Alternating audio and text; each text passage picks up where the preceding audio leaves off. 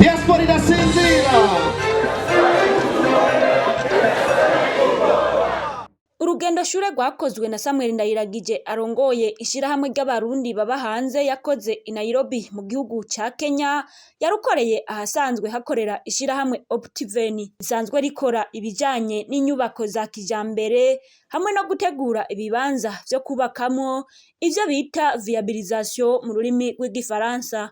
Abajejwe kumenyekanisha ibikorwa vy'ico kigo Jeru na Angela Marindic nibo bakiriye umukuru wa Diaspora Ndundi, baraheza baramutembereza bamwereka ukungene ico kibanza giteguye. Samuel Ndayiragije akaba mw'ijambo yashikirije yamenyesheje ko abarundi baba hanze bari bakwiye gufatira akarorero keza ku gihugu ca Kenya, aho abo ba diaspora usanga bariko batunganya imigambi y'iterambere mu gihugu, mbere bakanahamagarira abandi bava mu bindi bihugu kuzana imitahe muri Kenya. Samuel Ndayiragije akaba yarangije amenyesha ko n'abarundi baba hanze boshobora gukora imigambi myinshi y'iterambere mu gihe bokorera mu bumwe.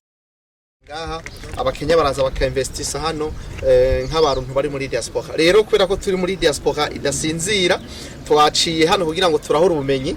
Nobabwira yuko kino gihugu ugiye kuravya ivyumviro vyabo vyarateye imbere cyane mu vy'ubutunzi, mu vyo kwisunura kugira ngo abantu biteze imbere. Rero nk'abarundi natwe tuba mu mahanga ni bitugwa tuhamagarira ko twokora n'ingufu cyane kugira ngo twiteze imbere mu gutangura kwibakira inyubako yacu.